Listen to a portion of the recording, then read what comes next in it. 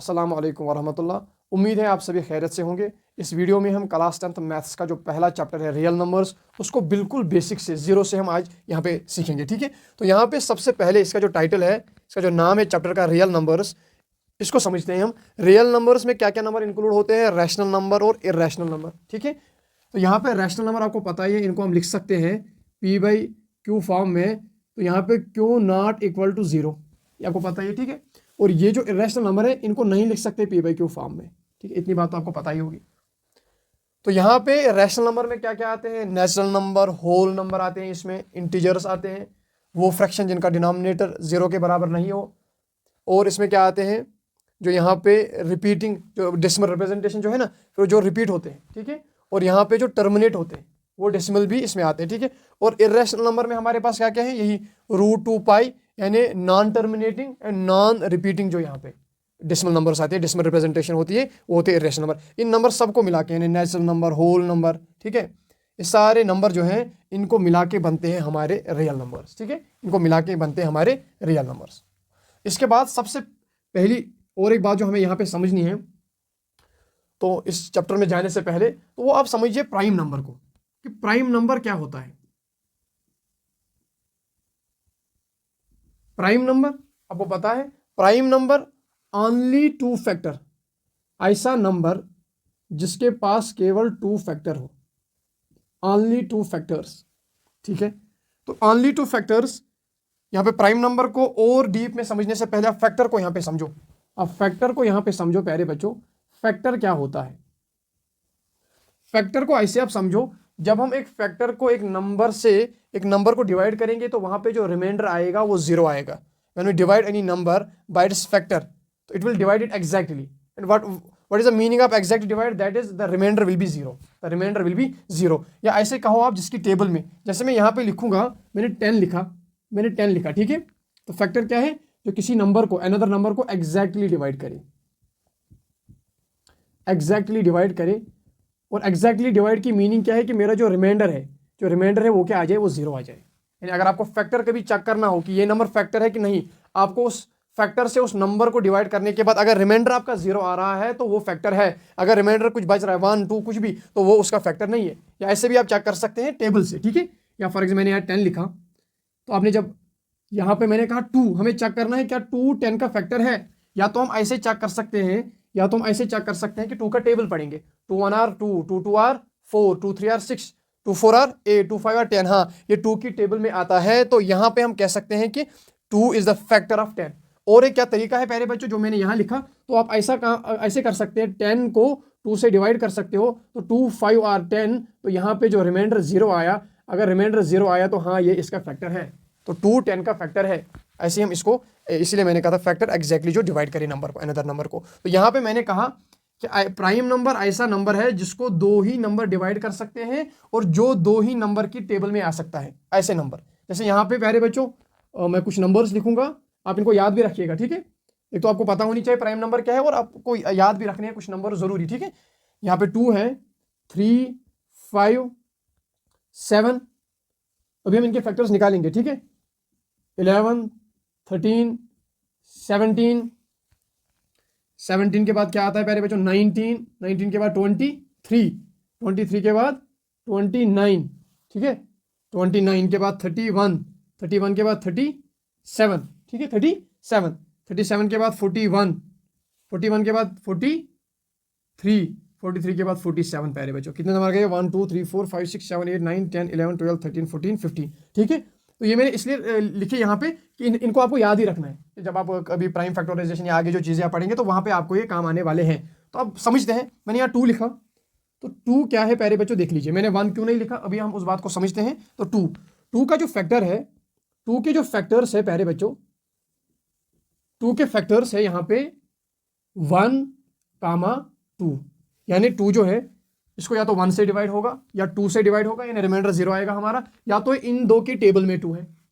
ठीक है, 2 1 are 2, 1 2 are 2। तो यहाँ पे 2 एक प्राइम नंबर है, क्योंकि इसके पास केवल और केवल 2 फैक्टर है। समझ आ रही मेरी बात। तो यहाँ पे हम ऐसे लिख सकते हैं, ये जो प्राइम नंबर है, ये प्राइम नंबर के पास जो 2 फैक्टर होते हैं वो 1 होता है एंड इटसेल्फ होता है। प्राइम नंबर का हमेशा, जितने भी प्राइम नंबर है, इससे आगे भी, तो प्राइम नंबर का जो कॉमन फैक्टर है सारे प्राइम नंबर का वो 1 है, और दूसरा फैक्टर जो है जिस नंबर को हम ले रहे हैं, अगर हम 37 को यहाँ पे चूज करेंगे तो इसका फैक्टर 1 और 37 होगा, 41 को ले ले तो 1 और 41, 17 को ले ले तो 1 कामा 17, 1 एंड 17। तो ये बात आप, आई होप कि आपको ये समझ आया होगा। ठीक है, फिर से मैं बता रहा हूँ, प्राइम नंबर जिसके सिर्फ 2 फैक्टर हो, फैक्टर क्या होता है, अगर उस फैक्टर से हम उस नंबर को डिवाइड करेंगे तो रिमाइंडर मेरा 0 आना चाहिए, या जो नंबर हम बताएंगे कि ये इस किसी का फैक्टर है तो उसकी टेबल में आना लाजमी है। ठीक है, तो ये बात आप ध्यान रखिएगा। तो फैक्टर क्या क्या होगा, इसका फैक्टर होगा प्राइम नंबर का 1 और नंबर इटसेल्फ, यानी अगर हम 19 को यहाँ पे ले ले तो इसका जो फैक्टर होगा 1 होगा और प्यारे बच्चों क्या होगा 19 होगा। और इनको आप याद रखिएगा, इनको आप याद करिएगा। ठीक है, ये आपके बहुत काम आने वाले हैं। ये है 1 से 50 तक। ठीक है, याद रखिएगा, ये 1 से 50 तक जितने भी प्राइम नंबर हैं मैंने उनको प्यारे बच्चों यहाँ पे लिख लिया। ठीक है, तो ये आते हैं तकरीबन, अभी मैंने इनको काउंट किया था तो ये 15 प्राइम नंबर्स आते हैं। ठीक है, यहाँ पे अब हम आगे चलते हैं। तो आई होप कि आपको ये चीज़ें यहाँ पे समझ आई होंगी।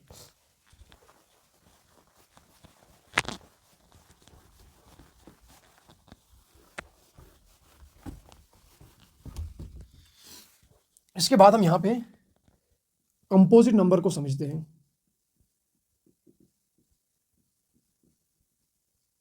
क्या होता है कंपोजिट नंबर?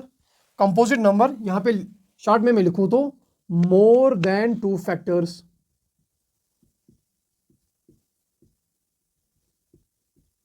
ऐसा नंबर, फैक्टर तो आपने अभी समझा। ठीक है, ऐसा नंबर जिसके 2 से ज्यादा फैक्टर हो, तो उसी को हम कंपोजिट नंबर कहते हैं।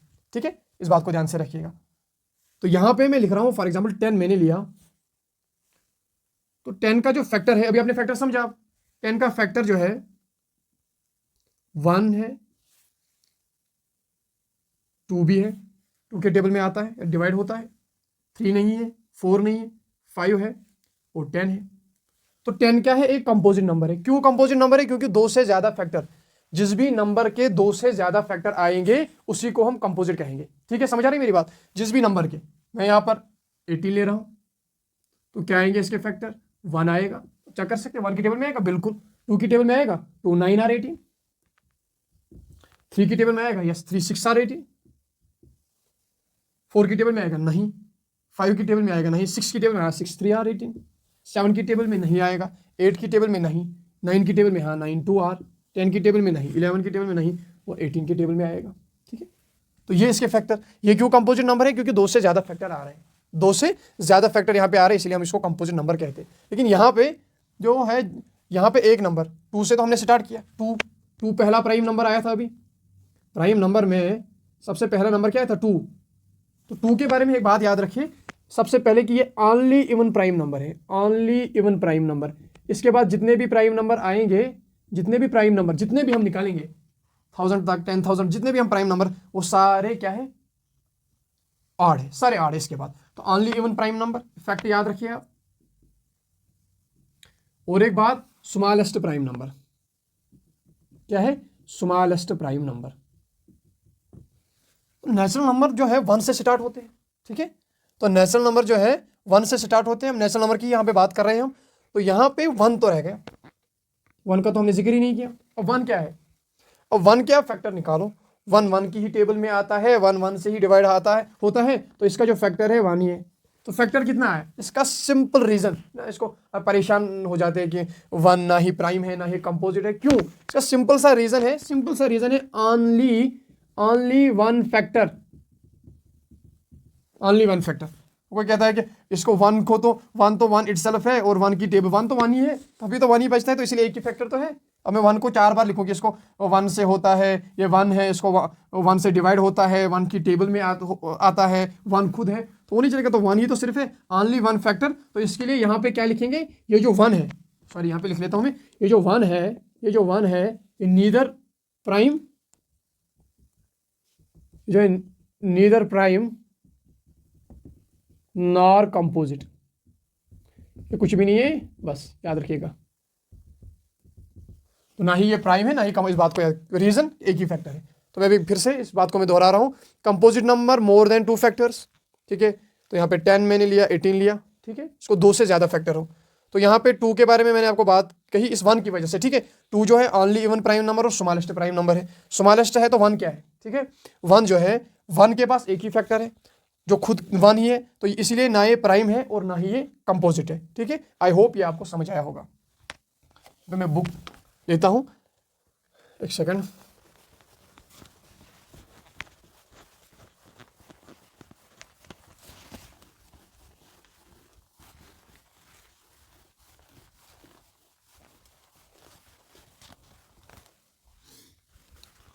प्राइम आपने समझा, कंपोजिट। तो यहाँ पे एक थ्योरम है बुक में, theorem 1.1 fundamental theorem of arithmetic.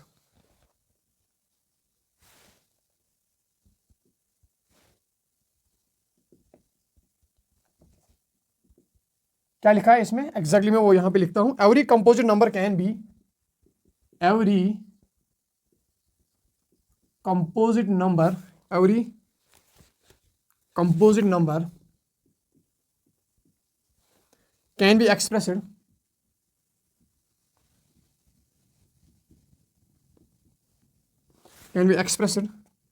factorized as a product of primes, as a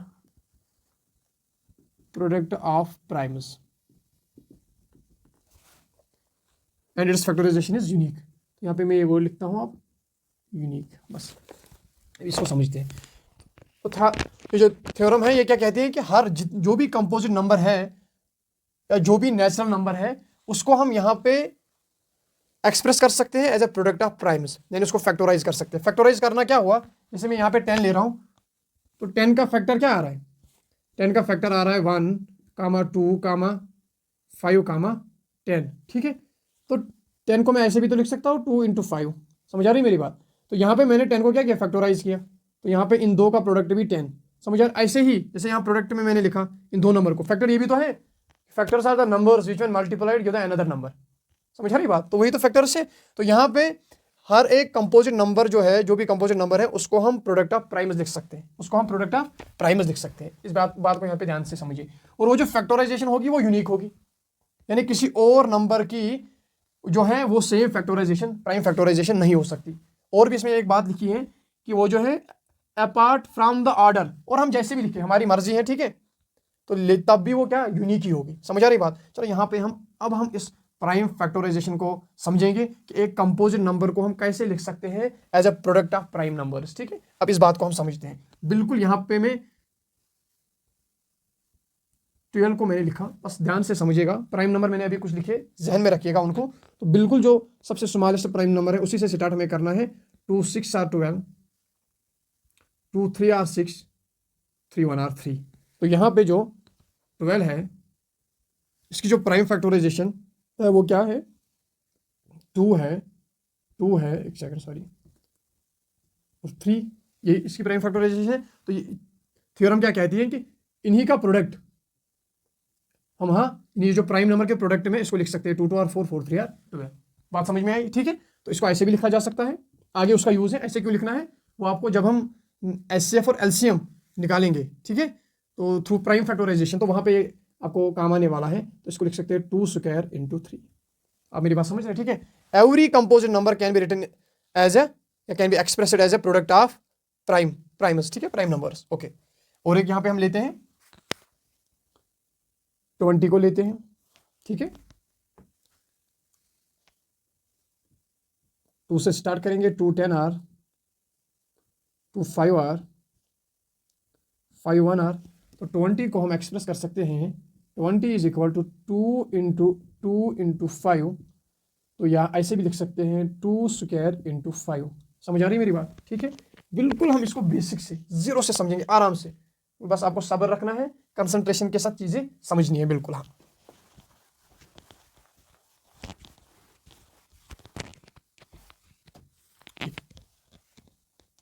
forty 48, यहाँ पे इसकी प्राइम फैक्टराइजेशन हम करते हैं 48 की।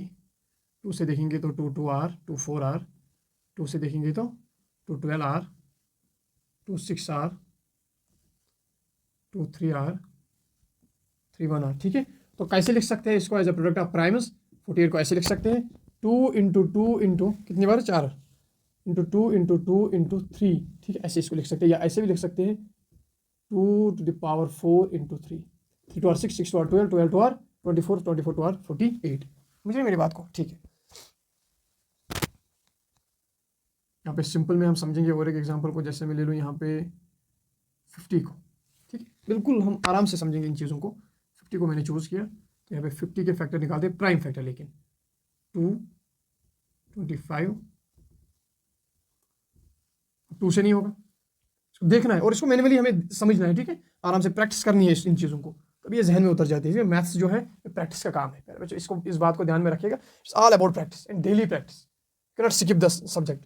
पर्टिकुलर जो मैथ्स है बिल्कुल आपको डेली बेसिस पे, इसको कम ज़्यादा जितना भी आपके पास समय हो, कभी काम भी पड़ जाता है वो ये, लेकिन आपको डेली बेसिस पे मैथ्स की प्रैक्टिस करनी है, तो आपका मैथ्स जो है बहुत ज़्यादा स्ट्रांग हो जाएगा। तो बिल्कुल परेशान होने की जरूरत नहीं है।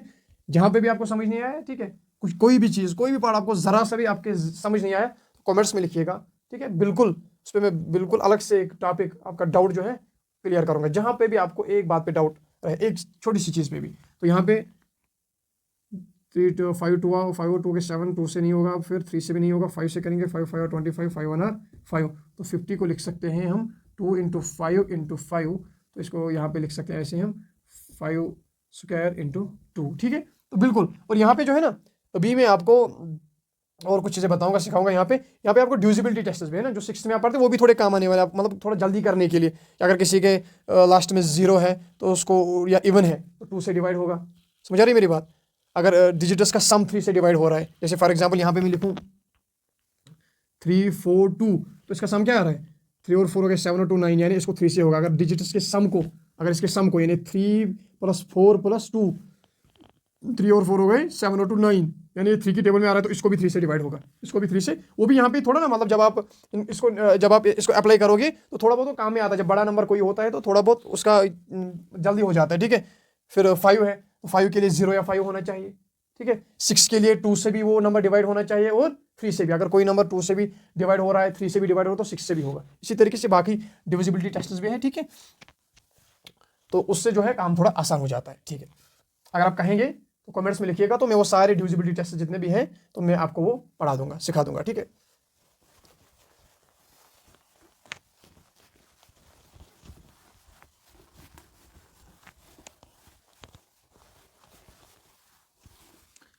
अब हम जो पहला इसमें इंपॉर्टेंट टॉपिक है, ये भी है ना, एज इंफॉर्मेशन या जितने भी, ये भी इंपॉर्टेंट है। लेकिन अब जो इसमें 2 ज़्यादा इंपॉर्टेंट टॉपिक है, वो है HCF LCM and proof of irrationality. ठीक है, नंबर को इरेशनल जो है प्रूव करना, वो, और यही 2 चीज़ें इसमें मेन है। क्या क्या है इसमें? एक तो सबसे ज़्यादा जो इंपॉर्टेंट है वो है HCF LCM, इसी थ्रू प्राइम फैक्टराइजेशन। और इसमें जो दूसरा है जो हमें पढ़ना है,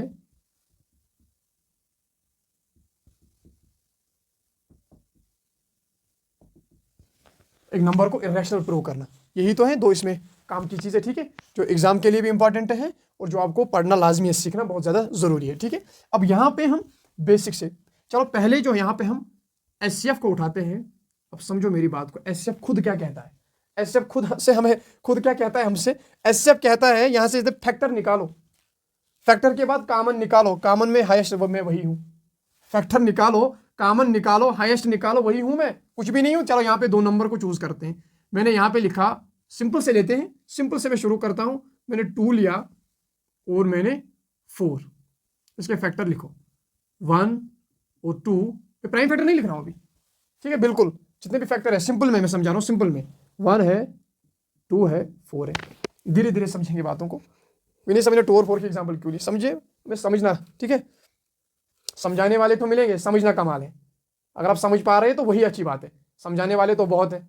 कहीं से भी ढूंढ, अभी वीडियो सर्च करोगे तो हज़ारों आएंगे सामने, ऑफलाइन में भी ऑनलाइन में भी बहुत ज़्यादा है ना, भीड़ लगी हुई है। लेकिन समझना, अगर आप समझ रहे हैं जो वीडियो देख रहे हैं तो यही कमाल है, ये बहुत बड़ी बात है। ठीक है, तो यहाँ पे पहले बच्चों क्या काम करना है? फैक्टर मैंने निकाले, फैक्टर तो निकाले, अब कॉमन निकालने हैं। 1 तो यूनिवर्सल कॉमन है, कॉमन निकाले सर, 4 का तो कोई है ही नहीं वहाँ पे। अब हाईएस्ट, अब इन दोनों में कॉमन मैंने यहाँ लिखे 1 और 1, 2 और 2 कॉमन है, तो इनमें हाईएस्ट क्या है? 2, तो इनका जो HCF भी आएगा वो भी 2 ही होगा। समझ आ रही बात? तो फिलहाल हम जैसे हम बिल्कुल इसको नॉर्मल वे में जैसे हम HCF निकालते हैं वो समझ रहे हैं। चलो और 2 नंबर लेते हैं हम। यहाँ पे हमने कहा 10 और 18, फैक्टर्स लिखो इनके।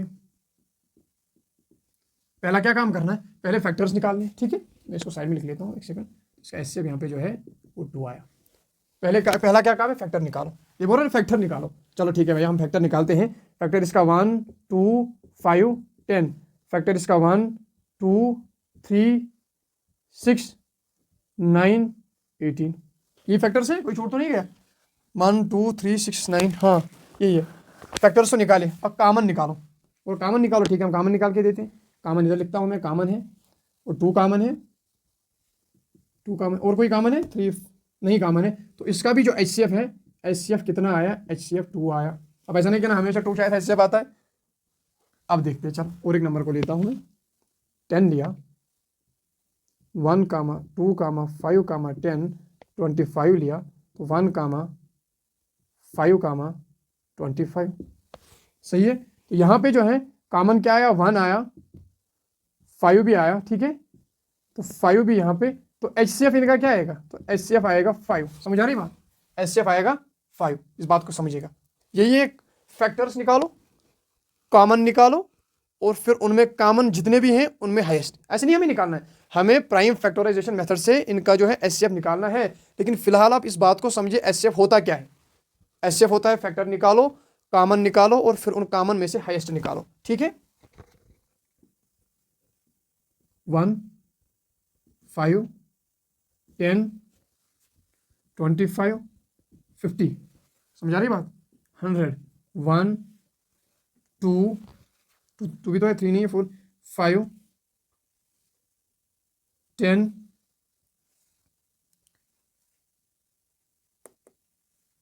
20 25 50 100, ठीक है। तो यहाँ पे क्या है हाईएस्ट कॉमन फैक्टर, कॉमन क्या है, 1 कॉमन है, 5 कॉमन है, 10 कॉमन है, 25 कॉमन है, तो यहाँ पे 50 भी कॉमन है। तो इनका जो एचसीएफ आएगा, हाईएस्ट कॉमन फैक्टर, यानी ऐसा फैक्टर जो दोनों नंबर को डिवाइड करेगा, वो जो सबसे बड़ा फैक्टर दोनों को डिवाइड करने वाला है वो 50 है, ठीक है। अब क्योंकि 100 तो इसको डिवाइड करता है, लेकिन 100 इसको डिवाइड नहीं करेगा। 50 यानी ऐसा नंबर, सबसे बड़ी ऐसी संख्या, ऐसा नंबर जो दोनों को डिवाइड करे, ऐसा नंबर हमें ढूंढना है जो सबसे बड़ा हो और दोनों को डिवाइड कर रहा हो। इसी का नाम है प्यारे बच्चों एचसीएफ। चलिए ठीक है, अब हम एलसीएम को समझते हैं। एलसीएम क्या होता है, ठीक है, हमें ऐसे नहीं निकालना है, प्राइम फैक्टराइजेशन से निकालना है। अभी बस थोड़ा सा सब्र रखिएगा।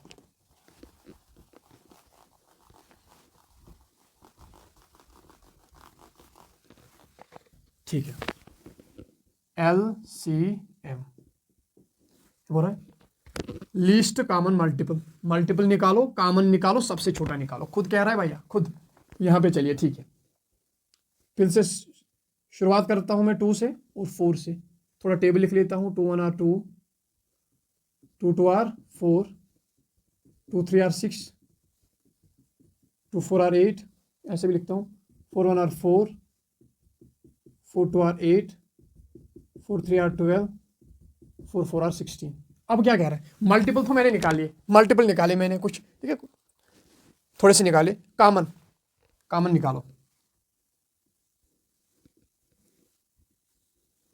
कॉमन भी निकाले, और भी आएंगे, देखो 2 5 are, 2 6 are 12, 2 7 are 14, 2 8 are 16, 2 9 are 18, 2 10 are 20, ठीक है। यहाँ से भी 4 5 आर 20, सॉरी, ठीक है। तो कॉमन 12 कॉमन है, 16 भी कॉमन, 20 भी कॉमन। वेट, कॉमन तो हमने निकाले, मल्टीपल निकाले, पहला काम किया, ठीक है। कॉमन निकाले, ये काम भी किया। अब लिस्ट निकालना है। अब इनमें सबसे छोटा क्या है जो दोनों में कॉमन है, तो सबसे छोटा जो है वो 4 है। यही तो है लिस्ट कॉमन मल्टीपल। मल्टीपल निकालो, कॉमन निकालो, खुद कह रहा है, खुद, और फिर लिस्ट निकालो। लिस्ट भी निकाल लिया, सबसे छोटा, वहाँ हाईएस्ट निकालना था जो दोनों को डिवाइड करेगा। यहाँ सबसे छोटा नंबर निकालना है जो दोनों की टेबल में आए, जो दोनों के मल्टीपल में हो लेकिन सबसे छोटा हो। तो यहाँ पे क्या है, सबसे पहले काम, अब क्या करना है समझ नहीं आ रहा, बस कुछ भी नहीं करना है। यहाँ पे जो कॉमन है, अपने कॉमन लिखे, अपने कॉमन लिखे, 4 है, 4 है, मैंने 4 यहाँ, 4 यहाँ, 8 है, इसके बाद 8 के बाद आया 12, 12 के बाद आया 16, 16 के बाद आया 20। इतना तो समझ आया होगा, ठीक है, कि दोनों में कॉमन कौन है, कॉमन मिलते जुलते कौन है, सेम सेम कौन है, तो इतना समझ आया। अब इनमें लिस्ट, तो लिस्ट तो यही है 4, तो इसका आंसर 4। समझ आ रही बात, ठीक है। और एक एग्जांपल से समझते हैं, चलिए।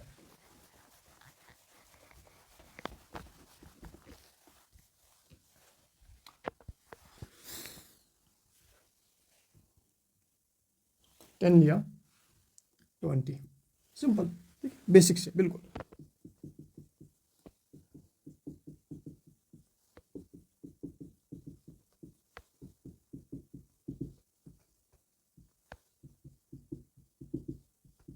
ऐसा टेबल जिसमें ना थोड़ा मैचिंग हो। एक सेकंड और एक लिख लेता हूँ मैं यहाँ पे, 60 या 20, 22 आर 40, 23 आर 60, 24 आर 80, ठीक है, 25 आर 100, ऐसे और कुछ लिख लेते हैं। Into 7 is equal 70, 10 into 8 is equal 80, ठीक है। फिर से वही काम, मल्टीपल निकाले, हाँ निकाले, कॉमन निकालो, चलो ठीक है कॉमन निकालते हैं। कॉमन हो गया, कॉमन हो गया, कॉमन, कॉमन, जानबूझ के मैंने लिया कि कॉमन ज़्यादा निकले, कॉमन तो निकले, कॉमन निकले, लेकिन लिस्ट, कॉमन तो काम किया, अब लिस्ट वाला ढूंढो। तो लिस्ट जो है इसका लिस्ट कॉमन मल्टीपल है 20 है, जो सबसे पहले दोनों की टेबल में आता है, सबसे पहले 20 और तो यहाँ पे, समझ रहे, क्योंकि 40 भी तो कॉमन है लेकिन लिस्ट थोड़ी है, तो लिस्ट होना चाहिए, तो लिस्ट हमने निकाला। तो आई होप कि ये जो दोनों चीज़ें थी, आई होप कि ये दोनों बातें आपके जहन में उतरी होंगी, आपको समझ आया होगा कि एचसीएफ क्या है और एलसीएम क्या है। लेकिन हमारा मुद्दा जो है, मुद्दा मकसद है प्राइम फैक्टराइजेशन से निकालना, तो उस बात पे हम ध्यान देते हैं, ठीक है।